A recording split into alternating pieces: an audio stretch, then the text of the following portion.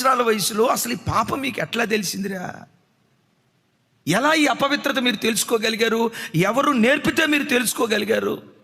ఒక చోట ఇంట్రాగేషన్ చేస్తే 11 సంవత్సరాల కొడుకు చెప్తాడట, మా నాన్న ఫోన్ ఒకరోజు గ్యాలరీ ఓపెన్ చేశా, మా నాన్న ఫోన్లో గ్యాలరీలో బూతు బొమ్మలు నాకు కనపడ్డాయి.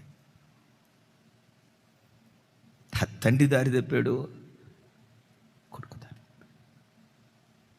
నేనంట ఈ రోజుకే పాపం ఇంత విస్తరించుంటే ఇంకొక 20 సంవత్సరాల తర్వాత, ఇంకో 30 సంవత్సరాల తర్వాత ఇలా మందిరానికి వచ్చి కూర్చొని ఆరాధించే ఆరాధికులు ఉంటారా?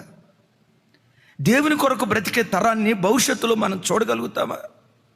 అరే, పాపం ఎంతగా విస్తరిస్తున్న ఈ భయంకరమైన దినాల్లో, అందుకని యెషయా గ్రంథంలో ఏమని రాసి ఉంటుందో తెలుసా? దుర్దినములు చూడకుండా నీతిమంతులు కొనిపోబడుతున్నారట. ఏం చూడకుండా?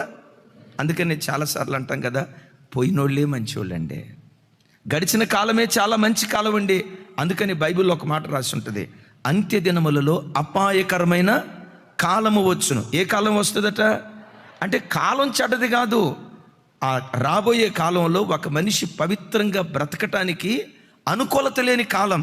దేనికి చెడ్డ కాలం అంటే, పవిత్రంగా బ్రతకటానికి చెడ్డ కాలం, నీతిగా బ్రతకటానికి చెడ్డ కాలం. అందుకని నేను అంట, ఏ బిడ్డ అయినా చూడండి, ఆ చిన్నపిల్లలు ఉన్నారు కదా, వాళ్ళని రోజు ఒడిలో పెట్టుకొని కన్నీళ్లతో నీ బిడ్డలకు స్నానం చేయించు. దేవా, వీడు బాల్య దినాల నుండే పవిత్రత అనే పునాదుల మీద వీడు కట్టబడాలయ్యా, ప్రార్థన అనే పునాదుల మీద వాడు కట్టబడాలయ్యా, లోకం అంటే ఏంటో తెలియని నిష్కలంకుడిగా నా పిల్లలు పెరగాలయ్యా అని బాల్య దినాల నుండే ఒక బలమైన పునాది వేస్తే, నీ బాల్యపు పునాది యవన కాలాన్ని ప్రోత్సహిస్తుంది.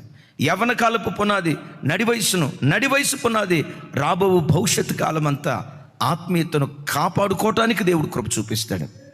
అలాగని బలమైన పునాది వేసుకున్నంత మాత్రాన రైట్ భవిష్యత్తుకు భరోసా ఉంది అని చెప్పుకోవటానికి వీల్లేదు. 90 సంవత్సరాల వృద్ధుడితో దేవుడు అంటాడు, అంత్యము వరకు.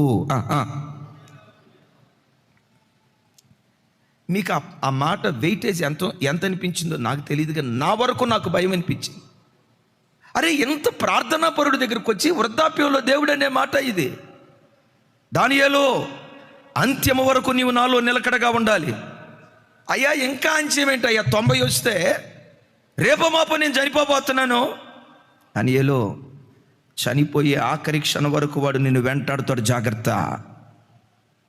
నీ ప్రాణం పోయే ఆఖరి క్షణం వరకు సాతానుగాడు నిన్ను పడగొట్టాలని ప్రయత్నం చేస్తాడు, జాగ్రత్త. అందుకని